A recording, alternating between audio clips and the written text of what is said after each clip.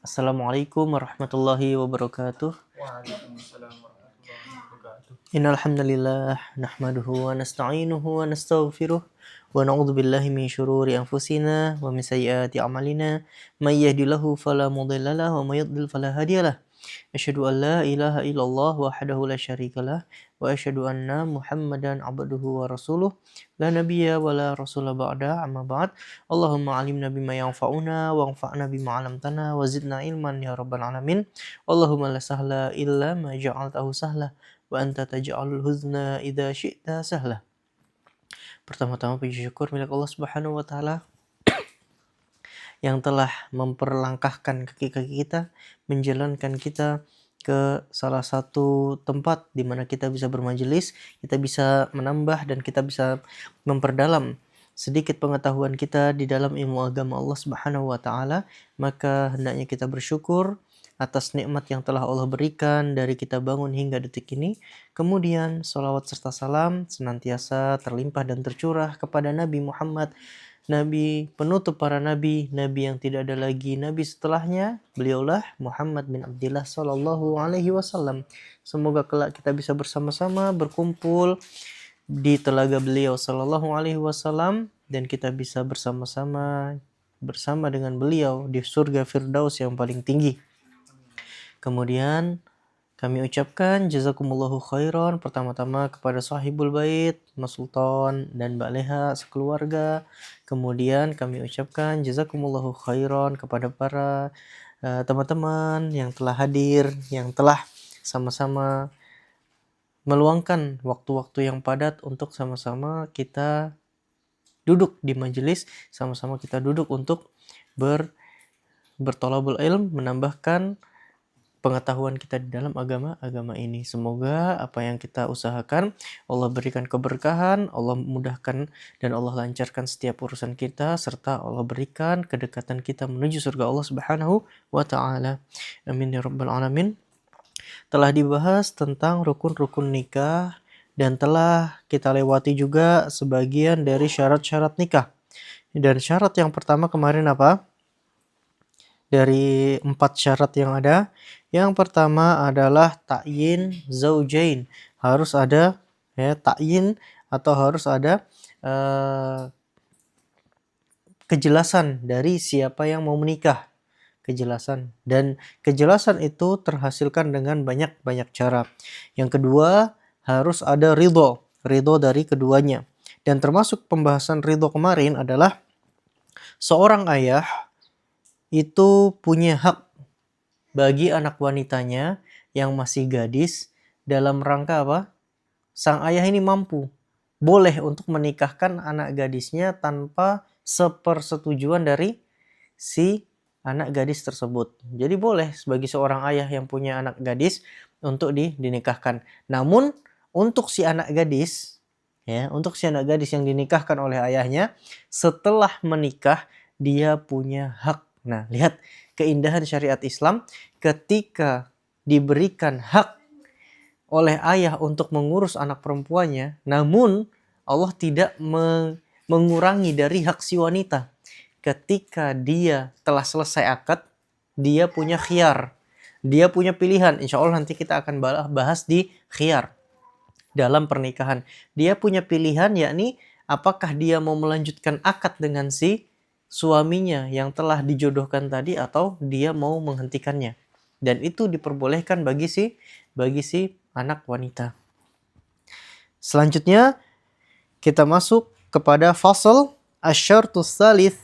Syarat yang ketiga dari syarat pernikahan adalah al-wali. Nah, al-wali harus adanya wali. Liqaulihi sallallahu alaihi wasallam, la nikaha illa biwali. Tidak ada pernikahan kecuali dengan adanya wali. Rawahul khamsah illa Nasa'i wa sahahahu Ahmad wa Ibnu Mu'ayyin. Ibnu Ma'in wa Ibnu Ma'in diriwayatkan oleh imam yang 5 kecuali Nasa'i. Lalu disahihkan oleh Imam Ahmad serta Ibnu Ma'in. Kemudian kita lihat syarat dari wali. untuk seseorang menjadi wali nikah bagi si wanita ada beberapa syarat. Wa syartu wa syurutuhu ai syurutul wali. Yang pertama at-taklif. Lianna ghairal mukallaf yahtaju liman yanzuru lahu fala yanzuru li ghairih. Yang pertama adalah dia harus sudah balik. Dia harus sudah balik. Dia harus akil, balik Islam. Ya, itu yang disebut dengan taklif. Itu adalah yang pertama akil, balik dan Islam. Karena selain orang-orang yang mukallaf, orang-orang yang telah dibebani syariat, itu masih butuh untuk diurusi. Ya. Bagaimana dia mau mengurusin orang lain? Contoh, ada seorang wanita. Orang tuanya, keluarga kerabatnya sudah tidak ada kecuali dia punya adik perempuan. Dia punya adik laki-laki. Namun adik laki-lakinya belum balik, belum bisa menikahkan, belum bisa menjadi wali. Ya, tapi kalau adik laki-lakinya sudah balik baru boleh menjadi wali. Nah, kemudian syarat yang kedua az-zukuriyah, harus laki-laki. Jadi seorang wanita dalam kondisi apapun untuk menjadi Untuk menjadi pengantin harus diperwalikan oleh seorang laki-laki. Tidak boleh dia meminta perempuan untuk menjadi walinya dia. Li'annal mar'ata la wilayata laha ala nafsiha fa ghairuha aula. Karena yang namanya wanita itu tidak punya kekuasaan untuk dirinya sendiri di dalam bab pernikahan. Maka apalagi untuk selain dari dirinya. Yang ketiga, syarat dari wali harus al-hurriyah, dia harus merdeka. Harus merdeka. Li'annal abda la wilayata lahu ala nafsihi fa ghairuhu aula.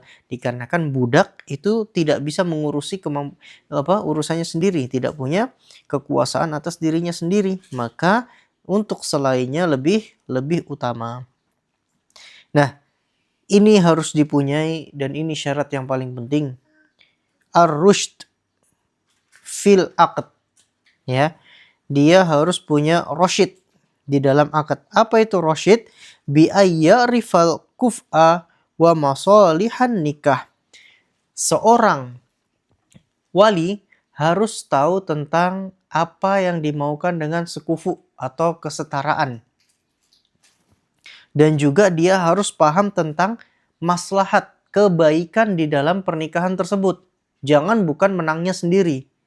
Ya. Jadi dia harus tahu kemaslahatan untuk si wanita. Apakah itu akan menjadi sebuah kemaslahatan atau tidak. Jangan gara-gara mentang-mentang dia punya anak perempuan, hutangnya banyak, malah anak perempuannya dijadikan penebus hutang. Enggak. Ya. Dia harus punya harus punya pemikiran yang luas untuk kemaslahatan si anak wanita tersebut. Lihat, ar-rushd itu disebut dalam dua bab, dalam bab pernikahan dan juga dalam bab jual beli. Dan rushd dalam jual beli bukan yang dimaukan dengan rushd yang ada di nikah. Kalau di nikah mengetahui kemaslahatan untuk si wanita. Sedangkan kalau kata Rosyid di dalam jual beli itu adalah mengetahui apa sih manfaat dari jual beli tersebut. Ya, jangan dia beli sesuatu tapi dia nggak tahu manfaatnya. Dia beli sesuatu nggak tahu makainya. Nah itu berarti kurang rosyid. Maka di sini disebutkan la hifdzul mal, bukan dalam rangka menjaga harta. Kenapa? Karena itu babnya berbeda, jual beli. Farushdu yang namanya rosyid, ya. Kulli maqamin bihasabih, setiap tempat ada ketentuannya. Selanjutnya yang perlu diperhatikan, wattifaquddin, harus Harus seagama. Kalau misalnya anak perempuannya muslim, ayahnya non muslim, maka ayahnya nggak bisa jadi wali. Ya, perlu diperhatikan untuk orang-orang yang mana dia itu mu'alaf. Kalau dia muslim, muslimah, kalau dia muslimah, orang tuanya masih non muslim, maka orang tuanya tidak bisa menjadi wali. Kenapa? Fala wilayata li kafirin ala muslim, karena seorang yang non muslim itu tidak punya kekuasaan atas orang-orang muslim. Wala linasoroni ala majusiyah. Begitu juga orang-orang Nasoro tidak bisa menjadi wali bagi orang-orang Majusi. Li adamit tawarisi ya bainahuma, dikarenakan tidak ada yang namanya hubungan waris antara keduanya. Siwa ma yuzkar, selain daripada yang disebutkan. Contohnya adalah ka ummi waladin li kafirin aslamat. Ummi walad itu adalah seorang budak yang melahirkan anak dari tuannya. Maka ketika anaknya itu masuk Islam, dikecualikan dari perkara tersebut. Wa amatin kafirah li muslimin, dan budak ya yang kafir yang dimiliki oleh orang muslim. Nah, perlu diperhatikan selanjutnya was sultan ya, dan pemerintah yuzawwiju man la waliyalaha min ahli dhimmah. Pemerintah boleh menikahkan siapa saja yang tidak punya wali. Nah, jadi perlu diperhatikan, pemerintah punya kedudukan yang besar sekali. Ya, pemerintah punya kedudukan yang besar sekali. Bahkan nanti disebutkan sultan ini, ya, pemerintah ini nanti dia walaupun menyelisihi beberapa perkara, tetap dia boleh menjadi wali nikah. Ya, Masya Allah. Makanya hendaknya seseorang itu menjaga keutuhan negara, mengikuti pemerintahnya dan semisalnya. Karena ini menjadi satu tolak ukur. Kalau dia misalnya membelot, kemudian dia sudah tidak punya wali, siapa yang menikahkan dia? Ya, maka akan sulit untuk dirinya sendiri. Lanjut, syarat selanjutnya adalah al-adalah, ya, adalah atau punya sikap yang bijak, adil. Walau zahiratan, walaupun sikap itu hanya nampak dari luarnya saja. Hatinya buruk itu nggak jadi masalah. Yang penting kelihatan di luarnya apa yang dia tunjukkan. Li'annaha ya wilayatun nadhariyah fala yastabiddu biha al-fasik, dikarenakan itu adalah wilayah yang menjadi tolak ukur, pandangan, acuan, maka hendaknya tidak diberikan bagi orang-orang yang fasik. Nah, lihat ini, illa fis sultan, kecuali yang fasik itu adalah pemerintah. Jadi pemerintah walaupun dia fasik, walaupun dia tidak menjalankan syariat Islam 100%, dia masih punya kekuasaan untuk menikahkan orang-orang yang tidak punya wali. Coba. Ya. Makanya itu besarnya hak dari pemerintah dan besarnya wilayah dari pemerintah tersebut. Wasayyidin yuzawwiju amatah, dan seorang tuan boleh menikahkan budak wanitanya. Idza taqarrara dzalika fala tuzawwiju imra'atun nafsaha wala ghairaha lima taqaddam. Ya. Apabila ya telah tetap yang demikian itu, maka bagi seorang wanita tidak boleh ada yang menikahkan dirinya sendiri. Ya. Termasuk beberapa kasus yang sering dan banyak terjadi. Na'udzubillahi min dzalik, kawin lari. Ya. Katanya kawin di mana, kemudian nikah di mana, sudah berakad, ya, terus walinya siapa? Si wanita walinya siapa? Siapa yang, ya kan, nggak ada. Padahal dia punya wali, dia punya ayah, dia punya masih ada kerabat-kerabatnya. Tapi dia langsung pergi, yang nikahkan kami adalah pemerintah. Nggak bisa.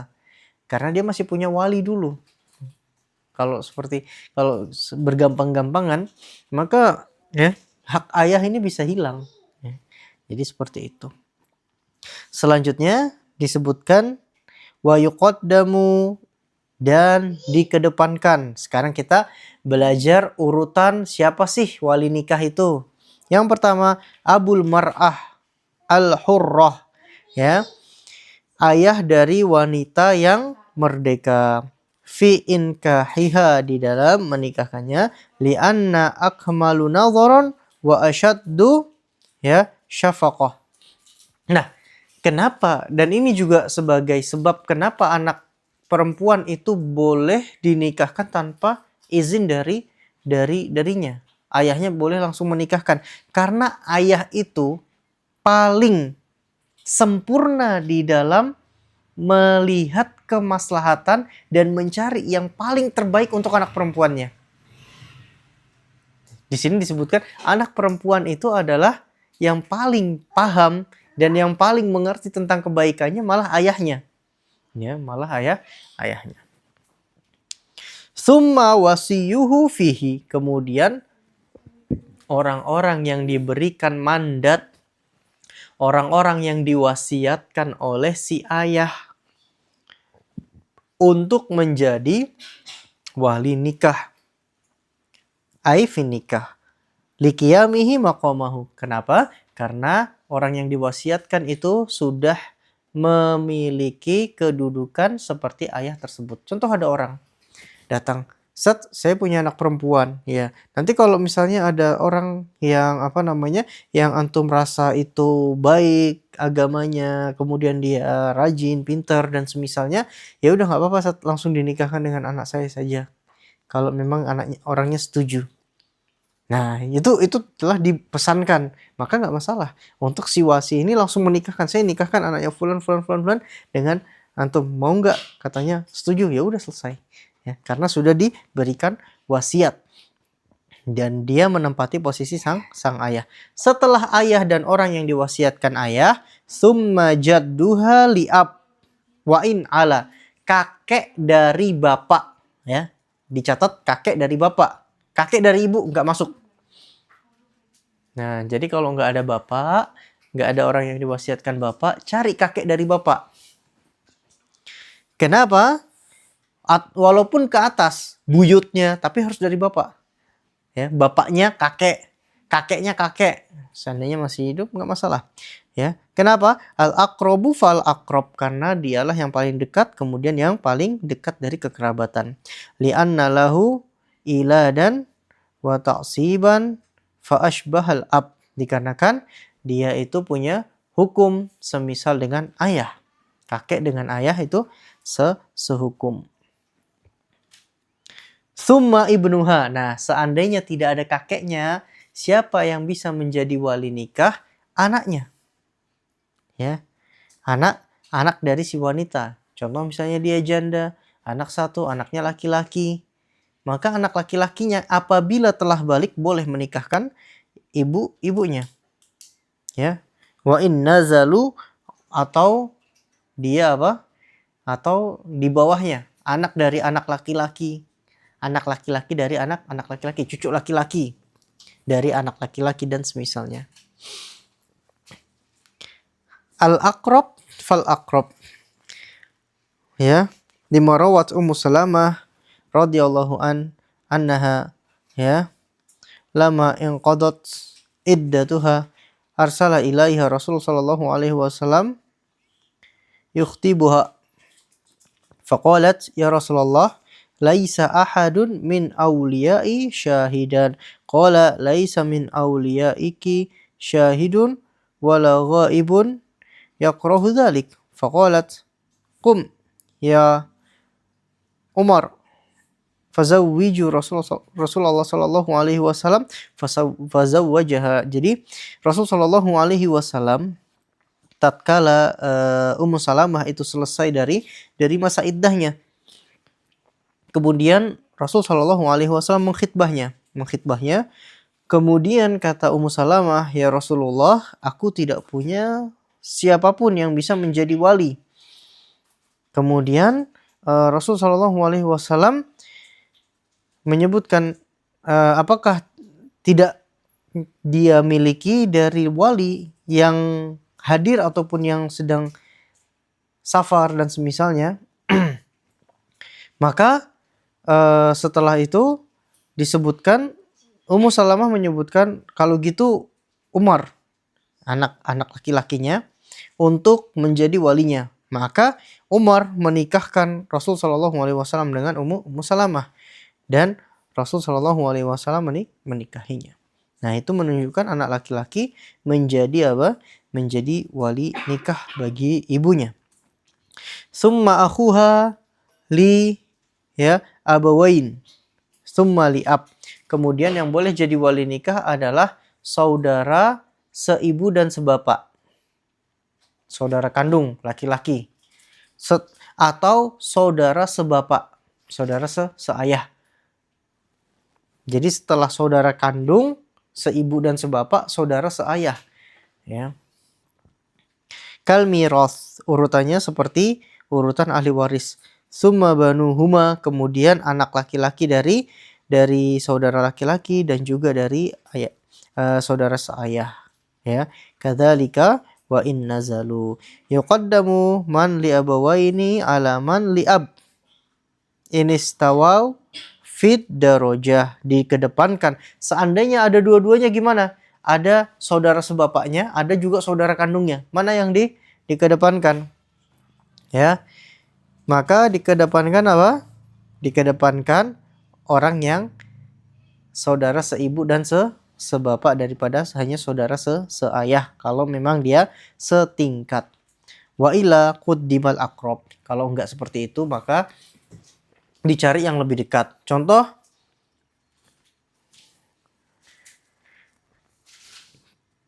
jarang ya yang punya saudara seayah ya.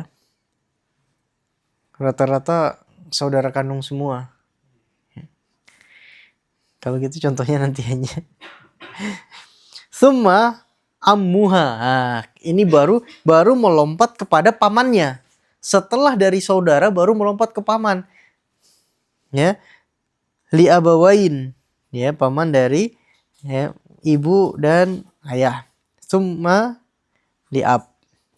Lima taqaddam, sebagaimana yang telah berlalu. Summa banuhuma, kemudian anak dari paman, ala masa baqa fi miras. Summa aqrab asobah, ya, nasabin kal irth, maka kemudian asobah terdekat dari ahli waris. Fa ahaqqul asobat, ya, ba'dal ikhwah bil miras, ya, ahaqquhum bil wilayah. Siapapun yang dari kalangan kerabat, ya, yang lebih dekat dari sisi ahli waris, maka dia lebih berhak di dalam kekuasaan. Li'anna mabna wilayati ala syafaqah, dikarenakan dibangunnya kekuasaan bagi si wanita itu dibangun atas siapa yang paling berkasih sayang bagi si gadis tersebut, anak wanita tersebut, ya. Wan nazar wa dzalika mu'tabarun, ya, dan begitu juga setiap apa yang dilihat, ya, dan itu menjadi tolak ukur. Summal maula, ya, al mun'im bil itq, kemudian orang yang membebaskan budak. Jadi kalau ada budak habis dibebaskan, orang yang membebaskannya boleh menikahkannya. Li'annahu yarisuha, ya, karena orang yang membebaskan budak boleh mewariskan dari si budak tersebut. Summa aqrabul asobatihi nasaban, kemudian yang paling dekat dari sisi nasab, ala tartibil miras. Summa in udimu fa asobatuhu wala ala mataqaddam. Kalau memang, ya, tidak ada semua itu, maka orang yang menjadi wala, ya, orang yang menjadi wala si dari apa yang telah berlalu. Summa sultan. Nah, setelah tidak ada semuanya dari orang-orang yang bisa menjadi wali, barulah dikembalikan kepada pemerintah. Wa huwal imamu au naibuh, yang menjadi sultan itu adalah pemerintah langsung, kepala negara atau pengganti-penggantinya. Ya. Kalau di kita pengganti kepala negara siapa? MUI, ya. Atau majelis, atau ke apa namanya? Di bawahnya apa? Kemarin nikahnya di mana? KUA, ya. Kalau nggak MUI, KUA dan semisalnya. Atau seperti itu. Qala Ahmad wal qadi ahabbu ilayya minal amir fi hadza. Kalau Imam Ahmad, ini pandangannya Imam Ahmad ya. Imam Ahmad itu lebih suka kalau misalnya dibandingkan antara pemerintah dengan hakim. Hakim, jaksa dan semisalnya, hakim yang berjalan bersama jaksa, hakim itu lebih dikedepankan. Nah, itu bagi Imam Ahmad.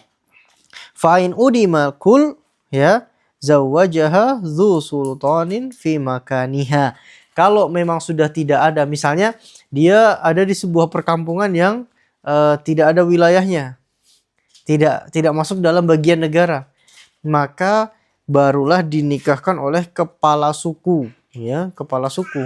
Jadi terkadang kepala suku punya kekuasaan, tapi dia di bawah dari pemerintah. Kalau memang jadi jangan orang-orang, wah saya sudah dinikahkan sama kepala suku saya. Jadi itu belum itu melewati apa yang harusnya menjadi urutan. Fa in ta'adzara, ya, wakalat, ya. Kalau memang semuanya beruzur, maka boleh diwakilkan. Wa waliyu amatin sayyiduha walau fasiqon, dan wali dari budak wanita adalah siapa? Tuannya, walaupun tuannya orang yang fasik. Wala wilayata li akhin min Ini perlu diperhatikan, tidak ada kekuasaan untuk menikahkan bagi saudara seibu. Wala li khalin, dan tidak juga paman dari ibu. Paman dari garis ibu. Wa nahwihi min zawil arham, dan semisalnya dari orang-orang yang punya hubungan silaturahmi, ya. Jadi yang boleh menikahkan itu paman. Paman dari siapa? Jalur bapak. Dari jalur bapak. Ya, bapak itu punya kakak, bapak itu punya adik. Itu boleh. Tapi kalau dari jalur ibu, ya, ibu itu punya kakak, punya adik laki-laki, tidak boleh menikahkan si wanita.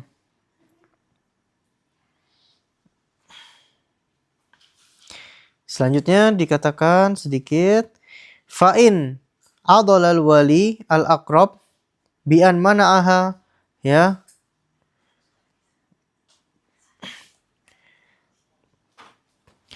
ya, kufuwan radiyathu wa raghaba bima soha mahron wa yafsuku bihi in taqarrara, ya. Seandainya ada wali, kok wali terdekat ini dia itu menghalang-halangi dari orang yang udah setaraf dengan dia. Kemudian si wanita itu udah ridho dengan si laki-laki tersebut, ya, dan apa? Dia punya mahar yang jelas,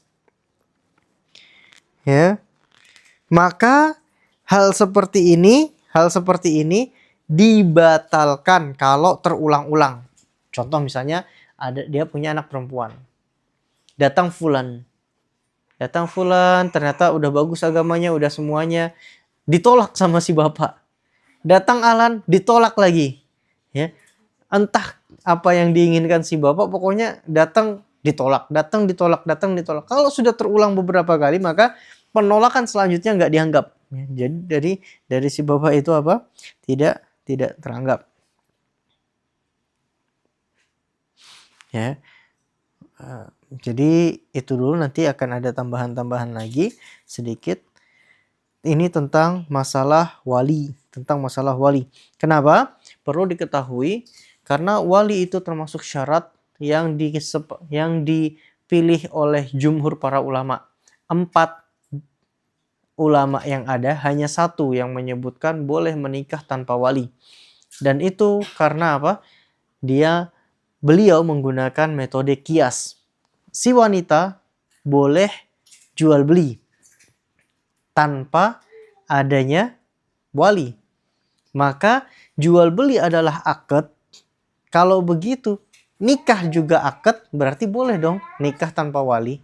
Disebutkan oleh jumhur para ulama, Imam Syafi'i, Imam Ahmad, ya, dan juga Imam Malik, bahwasanya nikah itu harus dengan wali. Dalilnya jelas dan syarat-syaratnya jelas. Jadi itulah permasalahan tentang syarat yang ketiga, syarat perwalian. Mungkin ada yang ingin sharing, diskusi, tanya jawab mengenai tentang permasalahan atau syarat ketiga, atau yang sebelumnya telah berlalu bersama kita dari arkan, ya, rukun nikah yang 3. Apa saja kemarin rukun nikah yang 3? 1, apa? Mempelai yang tidak ada penghalang dari pernikahan. Ya, mempelai yang tidak ada penghalang dari pernikahan. Jadi mempelai yang tidak di dalam masa iddah atau semisalnya. Yang kedua, al-ijab. Yang ketiga, al-qabul. Yang penting ada mempelainya, yang penting dia ijab, dia qabul, sudah. Ya. Nah, selanjutnya masuk ke syarat. Syarat yang pertama,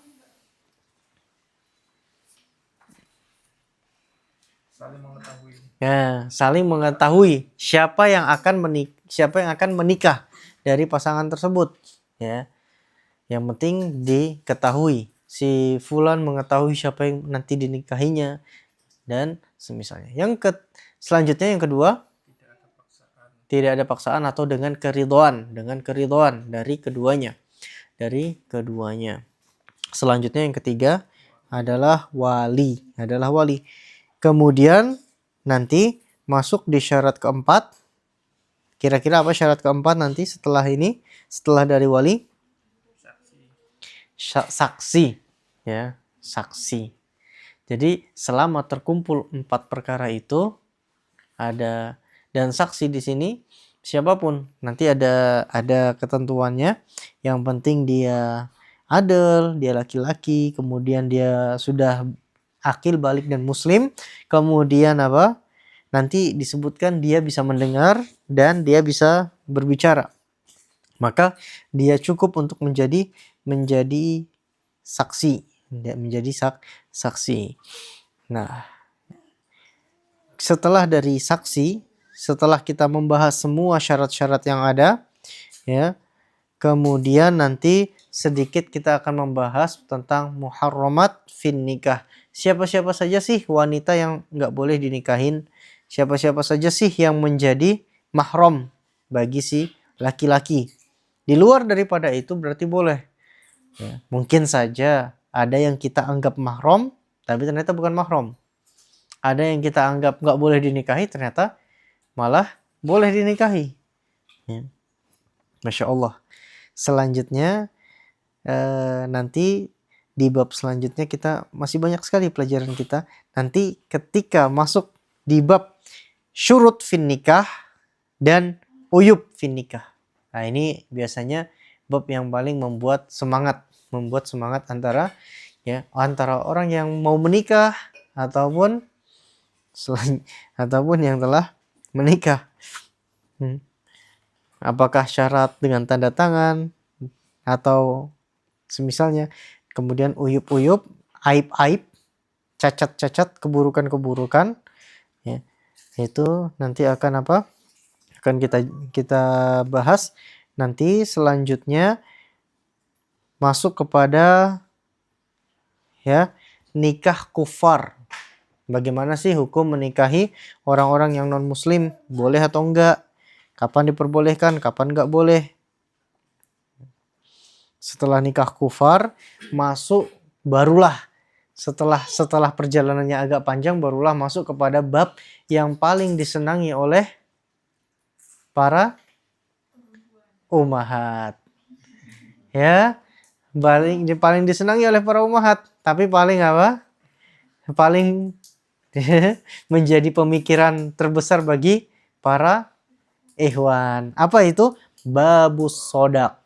Bab tentang mahar dan nafkah. Ya. Jadi seberapa batasan nafkah, apa-apa saja yang boleh dijadikan mahar dan semisalnya. Nah, Insya Allah. Ya. Jadi untuk para ummahat harus melewati beberapa rangkaian yang sedikit panjang untuk bisa sampai ke bab itu. Nanti kalau masuk kepada bab itu nggak apa-apa, bapak-bapaknya agak geleng-geleng sedikit karena memang ya, harus seperti itu. Ya karena itu adalah ilmu dan itu adalah ketetapan syariat. Ya. Nah, mungkin itu yang bisa kita dapatkan.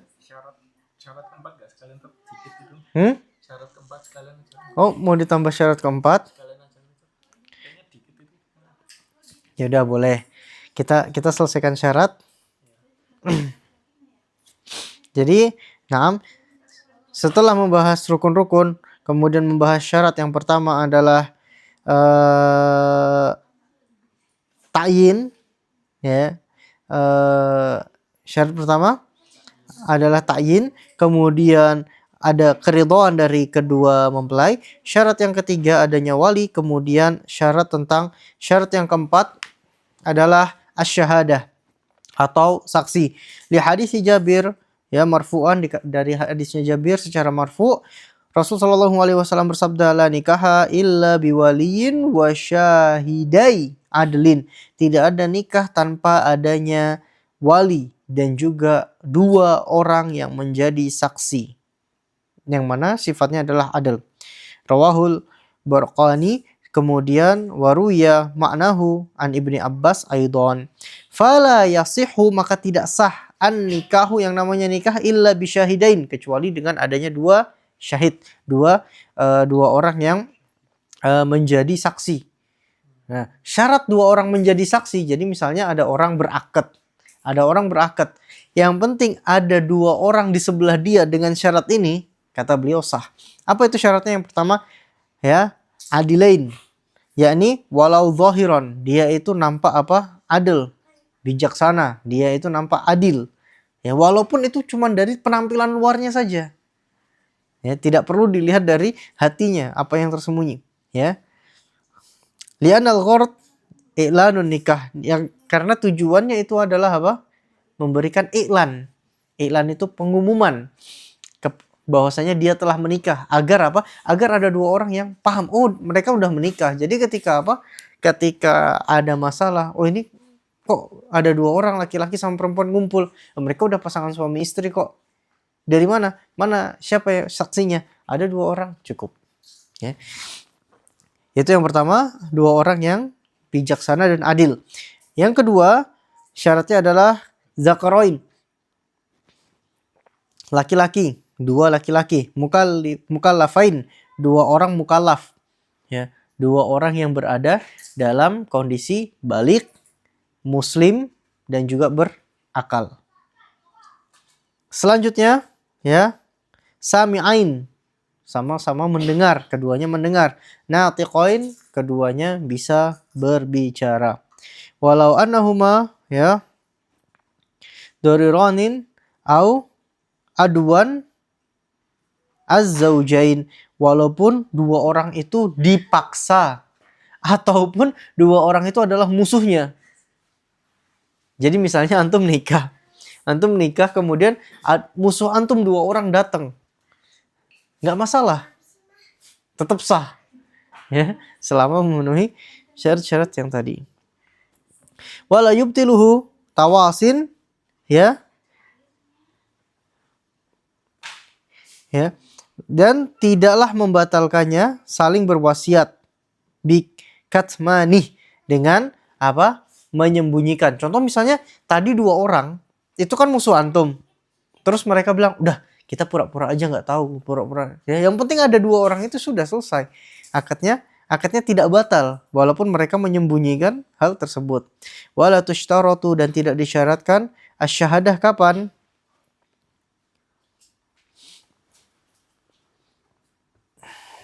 bi khalawiha minal mawani au izniha, ya. Dan tidak disyaratkan adanya saksi, ya, dengan apa? Dengan hilangnya dari mawani-mawani, penghalang-penghalang, atau dengan adanya izin. Wal ihtiyatu al ishhad, dan yang lebih berhati-hati adalah dengan apa? Dengan adanya saksi. Jadi di sini kata beliau, sebenarnya kalau misalnya, ya, tidak ada yang menjadikan itu sesuatu yang apa namanya? Sesuatu yang akan mencegah mereka dinafikan pernikahannya. Contoh misalnya antum menikah kemudian apa? Kemudian sah, ya. Atau contohnya ada yang bilang, "Ayo praktek-praktek," gitu kan. Kemudian antum akad walaupun nggak ada saksinya. Kemudian orang-orang itu sudah, oh ya, ini suaminya ini istrinya ini. Selesai. Ya, yang penting tidak terjadi apa? Fitnah dan semisalnya. Ya, jadi kalau hilang fitnah-fitnah, maka antum sekedar latihan itu sudah cukup. Atau dengan izin. Ya, ini bapaknya langsung menikahkan ke antum. Saya punya anak perempuan, saya nikahkan kepada antum gini. Ya, terus antum bilang, saya terima. Itu kan dengan izin ayahnya. Walaupun tidak ada saksi nggak masalah. Ya, walaupun nggak ada saksi nggak ada masalah. Tapi kata beliau, yang lebih hati-hati mending didatangkan saksi. Kenapa? Ya karena kalau misalnya besok-besok ada kejadian, ya udah ada saksi gitu loh. Ya, makanya dicatat di pernikahan. Makanya kalau misalnya ada orang kok apa pura-pura nikah, atau mungkin praktek nikah, atau praktek ijab kabul, tidak ada saksinya, tetap sah. Ya, satu, sudah diizinkan ayahnya, atau memang tidak akan terjadi apa? Tidak akan terjadi kesalahpahaman atau fitnah setelahnya, itu udah cukup. Ya. Jadi kalau misalnya di KUA, KU-nya bilang, "Ayo belajar dulu lah biar nggak apa namanya? Biar nggak salah-salah ngomongnya." Itu sudah terakad, ya. Tapi kata beliau lebih hati-hatinya mending didatangkan saksi. Fa'in angkaratil izna, ya, suddiqat qabla dukhulin la ba'dah. Kalau misalnya ada yang mengingkari tentang izin, ya. Jadi misalnya ada seorang wanita, dia katanya, "Oh, saya nggak ngasih izin kok untuk nikah." Maka dibenarkan ucapan si wanita tersebut sebelum terjadinya hubungan suami istri. Tidak setelahnya. Kenapa nggak setelahnya? Karena kalau sudah terjadi hubungan berarti dia udah ridho gitu loh. Ya. Nah, makanya ini tadi yang disebutkan bahwasanya perempuan itu ketika masih gadis boleh ayahnya menikahkan dia. Tapi nanti setelah menikah dia punya pilihan. Mau lanjut nikah atau dia nggak cocok. Kalau nggak cocok ya udah minta dipisah. Setelah apa? Setelah akadnya selesai. Nah, dan sebelum apa? Ada hubungan suami istri, maka dia boleh memilih mau lanjut atau tidak. Itu baru haknya si gadis tadi. Kalau misalnya dia sudah mengizinkan sebelumnya atau sudah terjadi hubungan suami istri, maka dia sudah tidak bisa meminta untuk pisah lagi. Paham? Dia kalau mau minta pisah harus dengan metode yang namanya khulu. Apa itu khulu? Mengembalikan mahar yang telah diberikan si suami. Ya. Nah, walaisatil kafa'atu wahia lughatan musawah. Ya. Nah, sekarang ini perlu diperhatikan bagi si laki-laki. Yang sudah menikah pun perlu diperhatikan hal ini. Ya. Ini tidaklah sesuatu menjadi tolak ukur dalam hal kesetaraan. Dan ini penting, kesetaraan. Karena kalau kesetaraan itu tidak terjadi, ya. Misalnya si perempuan lebih tinggi daripada si laki-laki, ya. Laki-laki bakal hilang muruahnya. Kalau misalnya si laki-laki terlalu tinggi dan si perempuan itu rendah, ya ala hasab bainahuma. Makanya di sini perlu dibahas tentang kesetaraan. Apa itu kesetaraan? Lihat kesetaraan dari sisi ini yang harus dipertimbangkan. Satu, din, agama. Ya, ada ul faraid wajtinabu nawahi. Apakah si laki-laki itu menunaikan kewajiban-kewajiban dan menjauhi larangan-larangan? Kok kalau datang tiba-tiba apa? Oh, dia agamanya rajin. Tapi sepekan sekali minum khamr. Wah, parah itu. Ya. Yang kedua, nasab. Ya, nasabnya. Kalau satu punya nasab yang tinggi, yang satu nasabnya rendah, wah, bisa-bisa itu pasti akan jadi omongan, cemoohan. Kemudian yang kedua adalah huriyah, kemerdekaan. Yang satu merdeka, yang satu budak, ya. Kemudian sina'atun ghairu zariyah, ya, pekerjaan. Nah, perkara-perkara ini yang dinamakan sekufu, mungkin kita pernah dengar kata sekufu atau kesetaraan, itu perlu jadi catatan. Kesetaraan itu adalah syartun liluzum walaisa syartun linikah. Yang namanya kesetaraan antara laki-laki dan perempuan itu adalah syarat agar bisa, maksudnya biasa jalan terus, bisa menjalani kehidupan sampai kakek nenek gitu loh. Tapi bukan syarat untuk nikah. Jadi kalau misalnya ternyata ada salah seorang ada seorang laki-laki, kok dia dapat perempuan yang Masya Allah mungkin sudah kaya duluan, sedangkan dia baru pas-pasan. Ternyata perempuannya mau sama dia, ya monggo gitu loh. Karena itu bukan syarat untuk nikah, tapi syarat untuk luzum. Luzum itu berjalannya pernikahan itu dari awal sampai akhir, sampai kakek-kakek, nenek-nenek lah. Paham? Nah, jadi seperti itu. Kadang kalau nggak ada ini, ya bisa jadi ketika ada sesuatu, pertengkarannya pasti dipicu karena itu.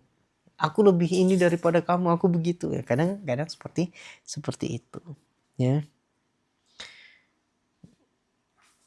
Kemudian syarton fi sihatihi, ya, fi sihatin nikah li amrin Nabi SAW, ya, Fatimah binta Qais antangkiha Usamah bin Zaid fanakahaha bi amrihi, ya, muttafaqun alaih.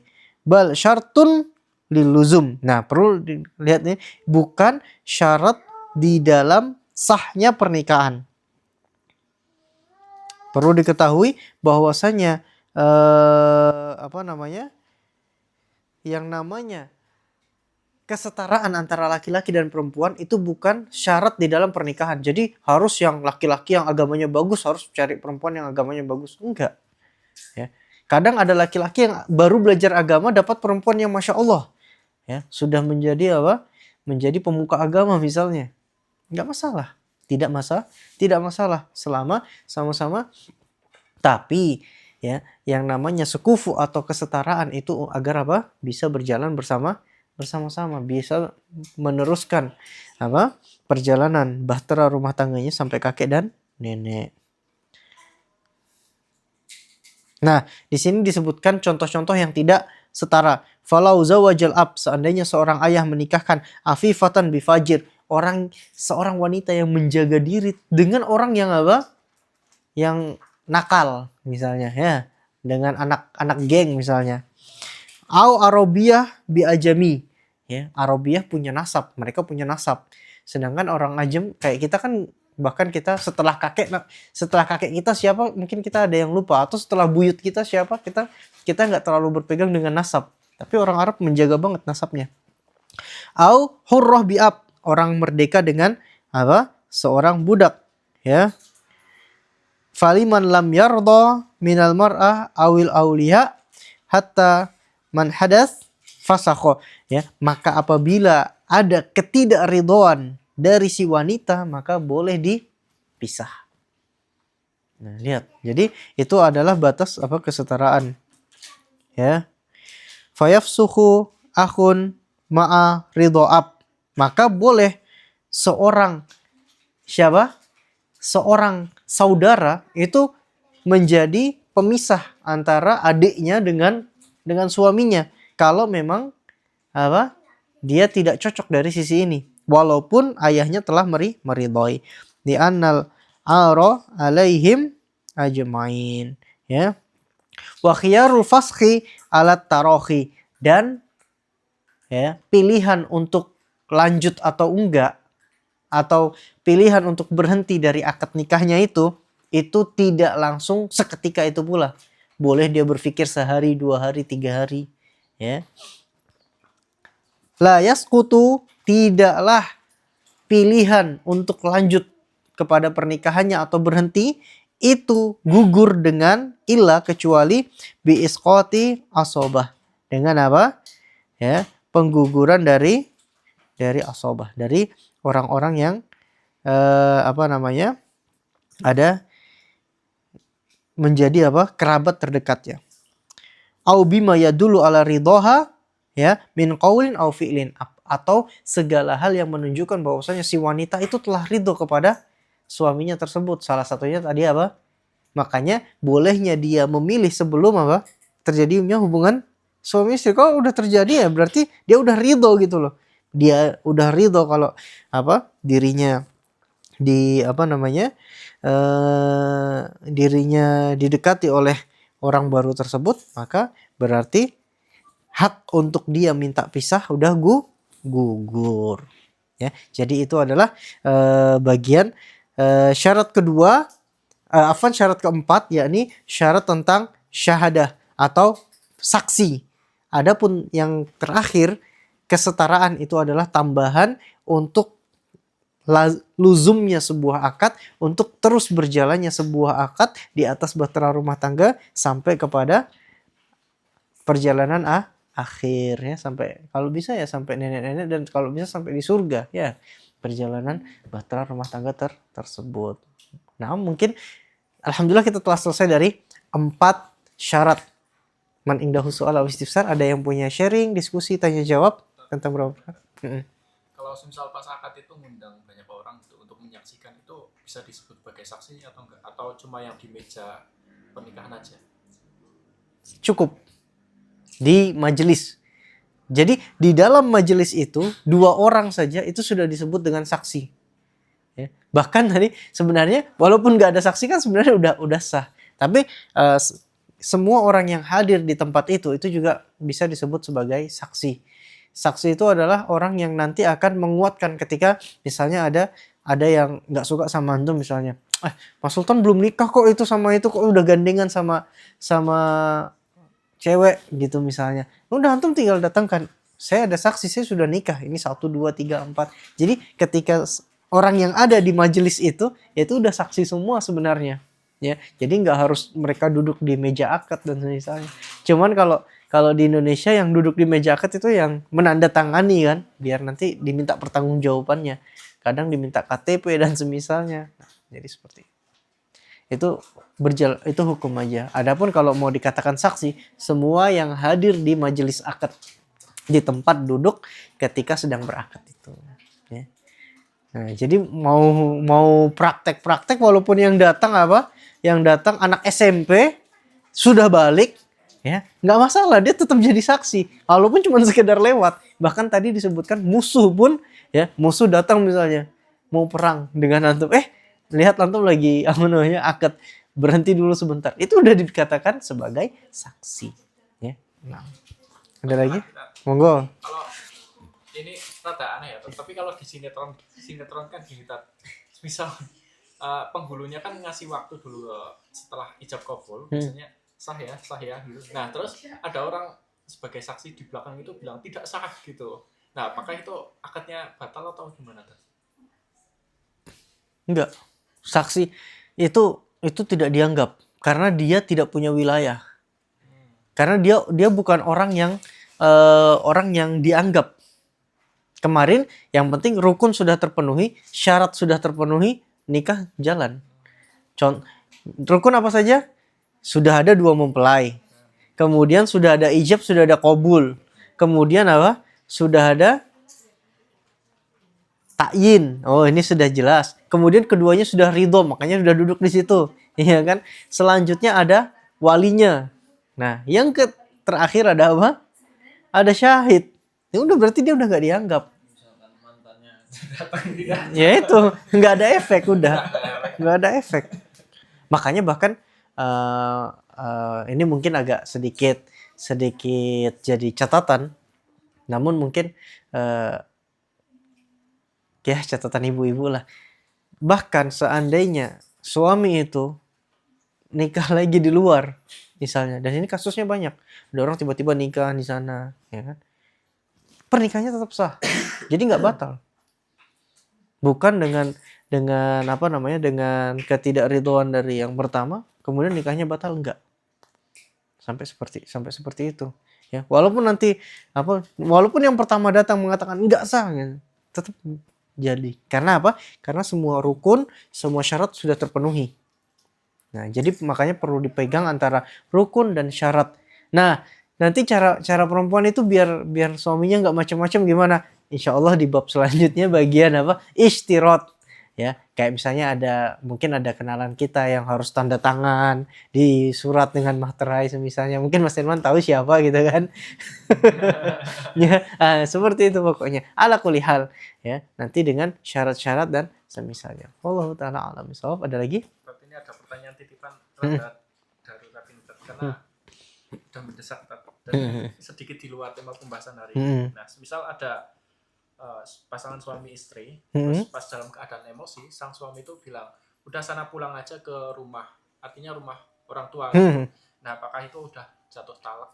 Nah, karena kebiasaan kayak gini kan, ya, mungkin nggak talak, tapi yang seperti ini perlu diketahui, yang namanya talak itu, nah, dan ini para suami sekarang harus diketahui, talak itu ada 2 jenis. Yang pertama, talak secara sharih, talak yang jelas. Antum mengucapkan kata saya talak, saya cerai, saya gugat dan semisal semua yang semakna dengan itu, dengan jelas. Paham? Maka itu dalam kondisi lupa, marah, tetap terjadi talak. Ya, lagi ribut itu, akhirnya ngomong seperti itu dengan lafadz yang jelas, maka itu jatuh talak. Yang kedua adalah namanya inayah. Inayah itu ada kemungkinan iya, kemungkinan enggak. Contoh seperti tadi, kamu pulang aja ke orang tuamu, kamu balik aja ke sana, atau kamu jangan dekat-dekat aku dulu, ya. Aku nggak mau ngelihat kamu dulu.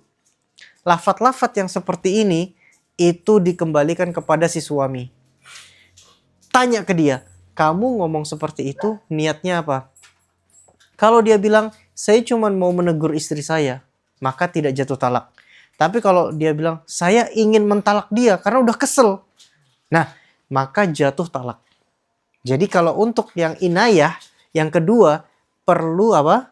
Perlu niat dari si suami. Makanya ditanya suaminya, ketika kamu suruh pulang istrimu, apa niat kamu? Udah, biar saya sudah nggak mau sama dia misalnya. Itu tanda bahwasanya apa? Dia menjatuhkan talak. Tapi kalau dia mengatakan, udah pulang aja, maunya agar apa? Biar kamu ademkan pikiran dulu di rumah sana, saya ademkan pikiran dulu di sini, kita agak pisah dulu, nanti kalau sudah tenang baru kita ngobrol, itu tidak terjadi talak. Jadi untuk yang pertama namanya sharih atau jelas. Lafadz yang jelas itu terjadi talak walaupun dia tidak sadar. Tapi lafadz inayah, lafadz yang ada kemungkinan itu talak atau enggak, ya, perlu ditanya kepada niat dari si suaminya. Maka istri-istri yang apa?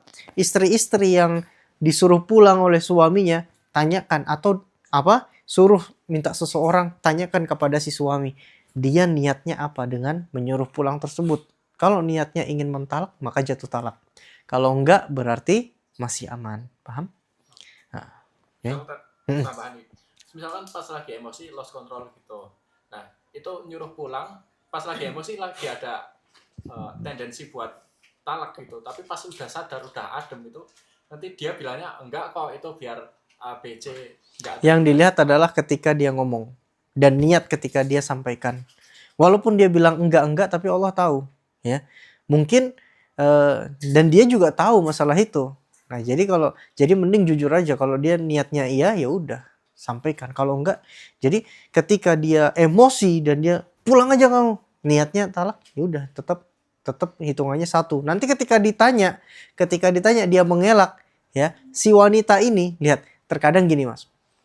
Dalam satu hubungan Yang ini berdosa, yang ini malah enggak. Bahkan dia dapat pahala. Contoh seperti tadi. Si laki-laki menyuruh pulang niatnya mau mentalak. 3 kali dia lakukan. Tapi ketika ditanya enggak. Mereka tetap melakukan hubungan suami istri dan semisalnya.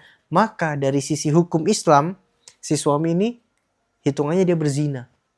Karena apa?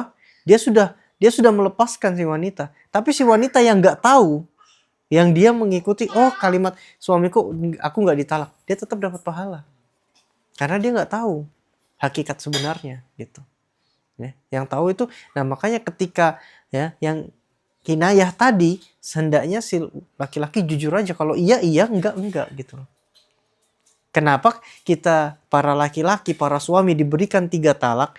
Yang pertama itu sebagai apa? Pengingat buat kita. Kamu udah mentalak 1, kamu ngomong begini, itu ujian. Ujian apakah kamu mau lanjut atau enggak. Masih dilanjutkan, itu ujian kedua. Kalau kamu melanjutkan berarti kamu udah selesai, memang kamu nggak niat gitu loh. Nah, itulah si laki-laki kenapa dikasih 3, kenapa bukan 1 aja? Ya, karena memang 1 dan 2 itu ujian. Kalau kamu ingin menahan dia, ya udah, itu ujian dalam rumah tangga. Gitu. Nah, paham? Nanti insya Allah juga ada pembahasan bagaimana para laki-laki kalau didapati ada perangai-perangai buruk dari istrinya, dinasehati nggak mau dengar, atau diajak kebaikan nggak mau, ya, atau nanti membangkang dan semisalnya, itu nanti akan ada di bab sendiri, ya. Setelah bab yang membahagiakan ibu-ibu dulu, baru nanti gantian ibu-ibu diberikan tentang bab-bab seperti itu. Begitu juga laki-laki, ya, pasti masing-masing. Makanya di dalam hubungan akad ini ada yang dirasa memberatkan laki-laki, menguntungkan si wanita, begitu juga pasti ada yang memberatkan si wanita, menguntungkan si laki-laki. Ya, makanya Allah itu maha adil, ya. Cuman kita banyak hikmah dari apa yang telah ditetapkan oleh Allah Subhanahu wa taala. Ada lagi? Terakhir lah. Nah, monggo. Misal ini kan di Indonesia mungkin banyak kita kejadian misal hamil di luar nikah dan itu anaknya perempuan gitu. Nah, nanti apakah si ayah bisa menjadi walinya pas nikah atau itu enggak boleh? Masya Allah. Jadi semua anak yang lahir di luar pernikahan tidak bisa diperwalikan kepada ayahnya walaupun telah dinikahi. Misalnya baru hamil 1 bulan, kemudian si ayah ini nanti jadi wali nikah, itu dia nggak sah. Kenapa? Sebagaimana kita lihat Isa dinisbatkan kepada siapa? Ibn Maryam. Ya, maka anak yang lahir atau anak yang telah terhasilkan di luar pernikahan, nisbatnya bukan ke bapak. Bapaknya tidak bisa mewarisi, bapaknya tidak punya hak untuk menikahkan. Nah, itu adalah ganjaran kenapa dia berani di luar nikah. Nah, sedangkan untuk si anak, ya, maka dia kembali kepada hakim. Jadi kalau seandainya anaknya nggak taat, ternyata dia dinikahkan oleh pemerintah, sah, udah selesai. Ya, jadi seperti itu. Kenapa? Karena memang dia anak yang kembali nisbatnya kepada ibunya. Contoh misalnya ada Amr anaknya Zainab, Amr bin Zainab, bukan Amr bin Abdullah misalnya. Nah, jadi seperti itu. Jadi perlu diperhatikan, makanya dengan pergaulan yang seperti ini hendaknya senantiasa diperhatikan masalah-masalah itu. Dan masalah pernikahan yang sudah terhasilkan, sudah garis 2 dulu baru menikah, maka pernikahannya disebutkan oleh para ulama, pernikahannya nggak sah. Pernikahannya aja nggak sah. Bagaimana dia mau menjadi wali? Kalau mau sah kapan? Setelah dia melahirkan baru dinikahin. Tapi setelah dia melahirkan, itu baru sah. Wallahu ta'ala a'lam bishawab. Mungkin itu saja yang bisa kita pelajari pada hari ini. Apabila ada benarnya, itu murni dari Allah Subhanahu wa taala, dan apabila ada kurangnya, itu murni dari diri kami pribadi dan keilmuan kami yang terbatas serta dari syaitanir rajim. Aqulu ma tasma'un wa astaghfirullah li wa lakum innahu wal ghafurur rahim. Subhanakallahumma wa bihamdika asyhadu an la ilaha illa anta astaghfiruka wa atubu ilaik. Jazakumullahu khairan ala hudurikum wa ala itimamikum. Terima kasih banyak untuk para teman-teman hadirin sekalian yang telah hadir dan memperhatikan. Wa akhiru da'wana alhamdulillahirabbil alamin. Wassalamualaikum warahmatullahi wabarakatuh.